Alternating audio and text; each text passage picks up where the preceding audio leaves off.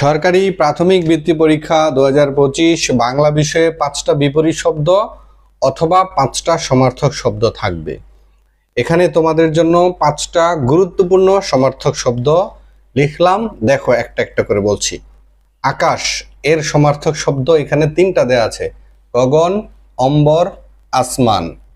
বায়ু এর সমার্থক শব্দ এখানে 4টা দেয়া আছে, বাতাস, হাওয়া, পবন, সমীরণ। পাহাড় এর সমার্থক শব্দ এখানে 3টা, পর্বত, শৈল, গিরি।